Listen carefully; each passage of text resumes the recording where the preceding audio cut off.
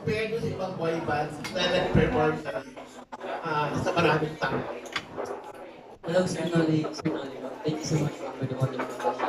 I think what sets our performance in the music museum apart from other bands na nagpe-perform rin po is we bring that different personalities of each member. And syempre, kasama po namin sila Miss Marian and Miss Yancy sa performance.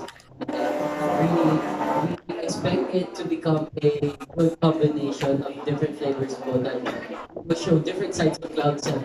A few of the nostalgic side po, because syempre, our fans like to see them, oh my gosh, nag-promote Cloud7, I miss them. Pero syempre, hindi dapat laging old. Meron rin dapat bago na ipapakita ang Cloud7 po. So, ayun po.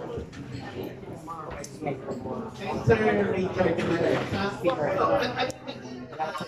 point ni parang or point na bakit sinuportahan nyo yung mga perfect ng Cloud7? I love fields games. I always discover new teenager. So, nakita ko yung potential nila. Future, one of the best pop of the Philippines, and with Nancy and Marian. So, what I really wanted lang sana is para may iba lang yung concert, yung may beneficiary nila. Para meron bang katuturan din naman, hindi lang yung puro glamour. So, why I wanted them na magkaroon ng mga charity activities para at their young age, they will know how to share. Because you will never go wrong with kindness. Okay, and for Marian naman, okay, you shifted from pageantry to showbiz, So, I heard na parang gusto mong maging singer-dancer, no? So, among our popular singer-dancer, kaninong pati gusto mong sundan? I think it would Miss Geronimo po, because she is a very outstanding performer, and at the same time, she has this personality that will make people really love her. She has this very phenomenal dancing and singing. However, she also has this talent of acting. So I want to be someone like her. And for yan, invite mo lahat ng iyong followers and supporters sa inyong forthcoming concert. So yun, hello po, magandang gabi sa inyo lahat. So I would like to invite you all sa upcoming concert namin with Cloud7 with my best friend Marian Bernardo on February 28, 7 p.m. So manood kayo lahat kasi this is not just any concert, this is a charity for those who in need of help, especially the children. Wow. Okay, best of luck to you, guys. Thank you See you po. there. Thank you po. Hello po, si Cesar Noli, F25. Gusto lang po si Marian. Marian, ibig sabihin ba nung pagpasok mo dito din sa ganitong field ng entertainment is yung journey mo sa pageantry mahihinto lang? Ano ba yung future plans mo pa? And we heard that you're ginagawa na yung kauunahan ng pelikula. Right now po, I really am focusing on the showbiz industry po. So I am planning to go back to pageantry when I am older and when I am ready to have a bigger platform po. But right now, I am trying to explore my passion and my dreams po. Ever since I was a child, I really wanted to be seen on television and perform for a lot of people. So right now, I am focusing on this. Yan, si paano ka nag-start sa industry? I was invited by Mr. Richard Itinado kung saan niya po ako nag-start. And nag-start po ako sa mga interviews ng mga nagbigay po ng awards sa akin. Then, na-discover po ko ng mga directors. Then, nagawa din po ko ng movie with Marian. Kasama ako si Kindness. Yes, ako si Kindness. Anong participation mo? Ano po, supporting character po ko. And ako po yung parang kontrabida kay Kindness. Sir Richard, may expected outcome na po ba for the movie? At saan po siya ipapalabas? Streaming po ba? Or sa cinema? Social media. So there will be parang TV series, and then karoon din siya ng theatrical. And then we're going to roam around different colleges and barangays sa LGU. So very happy, and I'm very overwhelmed with my producer's support. Kasi alam niyo naman po ngayon, mahirap talaga mag-produce. Karamihan talaga ng pelikula nag-flop. So, iniba namin yung campaign para magkaroon ng mas magandang exposure. At the same time, it's an advocacy film. So, magandang exposure. Yung producer hindi nagdala.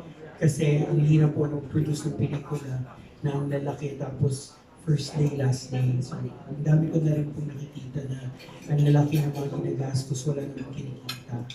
So, mas maganda po talaga gumawa ng pelikula at advocacy film kasi maraming outlet, maraming magandang pwedeng labasan ng pelikula, lalo na may katutunan ng pelikula.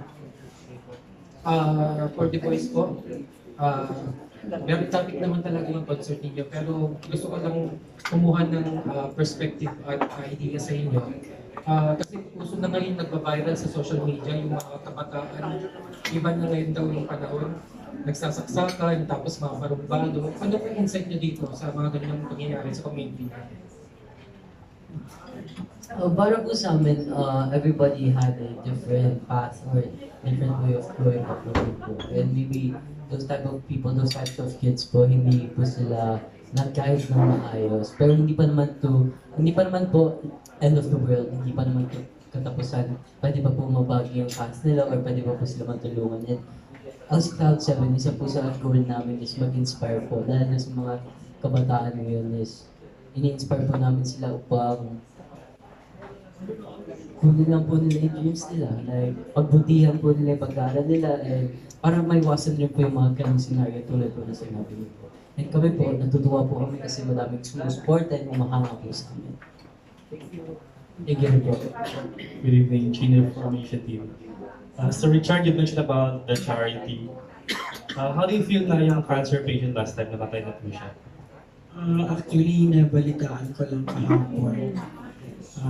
She's 15 years old. May bone cancer siya. Yung left side niya putol na. Tapos ang nakakagulantang pa is 4th stage na terminal cancer.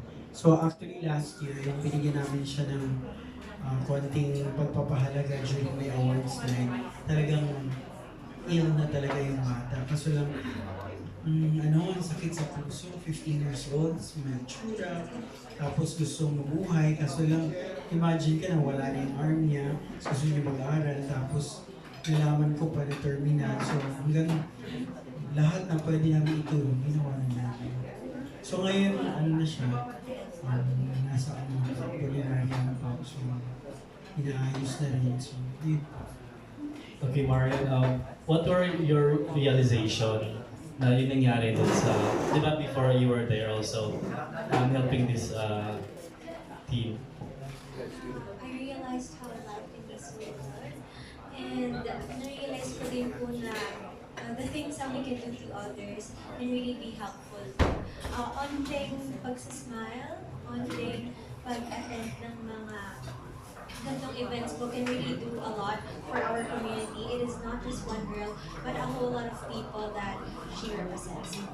Thank you. And lastly, for the Cloud7, how important is this kind of charity na you're part of this concert po? And also related to that incident. Siyempre po, important rin po ito para sa amin po, dahil gusto rin po talaga namin makatulong po sa mga kids po, mga teens na terminally ill po. And gusto rin po namin sila na ma-inspire pa na i-reach po yung dreams nila together with Cloud7 po. Hi, Tente from Tente Show. Hello. Cloud7, medyo mabilis ang pag-arangkada ng inyong career at ang pagsikat. How does it feel right now?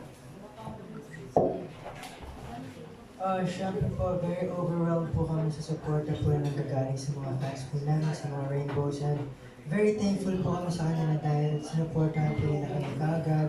Kahit na po, yun nga po, kakasimula lang po namin. Kaya sana po ay makasama po namin sila sa gabi. What do you think is the secret ingredient para po mas impact at mas mabilis para lalo ang pagbulusok ng career? we continue our genuineness and our being very interactive with our fans po. Paimbulog, nagbulusok. That's bulusok is slow. Ano ba? Gets ka mo favorite ko sa BNS po. So yun po, like, we just want to just continue to be us, and we just want to continue our being super interactive with our fans during our mall shows, during our concert, when we go live on our social media platforms, when we post our social media postings. I think that's what our fans really like about us, because we're very, yes, we bond a lot with our fans po in social media and through our fan mates po. Okay, for Sir Richard, aside from loyalty, what is important as a manager? Importante kasi right now, there's a lot of gusto mong artista. That's why sinasabi ko nga sa kanila, it's not the station, it's the exposure, it's the publicity, it's the social media. Because kahit nasa GMA ka or nasa channel or ABS ka, pag wala ka namang publicist, wala ka namang magaling na manager, frozen the legs ka. So, I'm sorry, pero that's the reality. Dahil ang dami ko na rin naman napasikat na artista noon. Look at Angela Velez, Keanu Reeves, sino pa ba? Pero sorry lang kasi during that time, sexy bandwagon lang. Hindi kagaya ngayon, bagets. Diba? So, yun. May pinatatamaan ka ba? Wala. Ay, sinasabi ko lang sa iba kasi Meron? wala. Sinasabi ko lang kasi ang dami nagpapahandle sa akin, like yung si Paolo Gumabaw. Lumabas siya one time, sabi niya, nakilala daw siya ng isang manager. Actually, pinakilala ako ng mama niya dahil kaibigan ko yung mama niya. Pero dinay niya yun. Pero oo naman, wala naman problem. So, nakita ko kasi sa interview sa YouTube, sabi ko, ay, bongga, iba eksena, super denial. Pero okay lang, wala namang mawawala sa akin. Ganun talaga ang buhay eh. Anong naramdaman? Hindi ako nasaktan. Nasanay na ako simula no Angela Velez days pa. Nang talagang super eksena, super nagwawala, pero okay lang. Pero ngayon mabalik na kasi ako. Oo naman. Anong message mo kay Paolo? Ay, kanina yan sa kapatid niya. Paolo Gumabaw. Paolo Gumabaw. Wish ko lang pa din kasi bata pa yun. Maging mabait na tayo kasi we're already 50s na eh. So kailangan maging good example na tayo. Huwag tayong magkaroon ng hatred sa tao. Ang importante, love lang. Grabe. May hugo. Ladies. Diyan, content niya na barangay LSA may first question mo. Mamaya sa yung friend. May first question kay Yancy and of course kay Marian. So ano yung expect namin sa inyo sa concert ng Cloud 7? Malasara Heronimo daw sabi niyo sa I think you would expect a heartfelt and dynamic performance. This is a performance that we have been really preparing for, and I think you would see our passion in dancing and in singing. And I think it would be a great, kaya po nang sabi nila, it would be a great paghalo po natin. So may collab with the boys. How about Yancy? Same as Marian po, mag-enjoy po kayo sa performance namin because hindi lang naman po kami puro sayaw. Meron po kami piniprepare na sing and dance na pangmasa po namin. Yan, gusto ko maka-tiktok yan. Pangmasa. So may expect ba kami yung Malasara Heronimo na super hataw when it comes to concert? Alam naman natin, yung Sara ka concert, grabe. As in 100+%. That's right. Anyways, kay Richard naman. Chard, hindi ba nakakatanda na tutulong tayo at suddenly kung natulungan, hindi na like that, the end of the day? Actually, dami ko talagang experience, pero it's very important in life is if you will help, don't expect pabalik. Kung tutulong ka, tulong ka. Kasi for me, what's very important in life is the Lord. Siya lang naman ang gabay sa atin. Siya lang dapat na-face natin. Nandiyan din ang pamilya. So kailangan maging mabait tayo sa Panginoon dahil hiram lang natin ang ating mga. Yeah, bukod sa concert, may beneficiary, and then may awards night pa din, di ba? Yeah. So back to back to. Actually, February 28 is ako, nasa Cloud 7 ako, which will be on the 28th of February. And then on March 29 will be the 6th Philippine Faces of Success. And happy to announce na magkakaroon na rin po ako ng Canada. Iwa. Next, to prove that. Congratulations. And para sa mga boys naman, ano sa tingin yung edge nyo sa ibang mga boy group like Horizon and the rest of the boy band sa Pilipinas? Edge. I think every boy band in the Philippines is great naman po. Everybody has their own styles po. But I think our edge against other people groups and other boy bands po is we have that youthful energy po. Because syempre, us, we're still kids. I mean, not very kids, but as teenagers po, we still have that youthful energy na kaya po namin dalhin sa performance and para yung energy and yung vibes po namin, may ipat po namin sa mga audience po namin. And na maarte kayo. Yes po, So meron po yung kami, ibang pagkakaiba. meron po kami artista dito, si Young Hiroshi. Opo. Pero lahat kayo arte.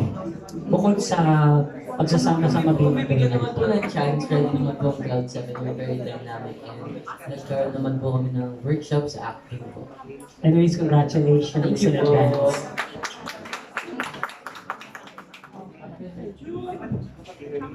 Hello, good evening everyone. I'm Alan Sandan Stars. I just want to ask si Sir Richard, paano nagsimula yung grupo ng Cloud 7 and ano yung plano niyo sa kanila? Actually, I'm not the manager. Pag-collaborate. Ayaw ka nga dito sa Straight. Mukha na nila yung manager na Ayan.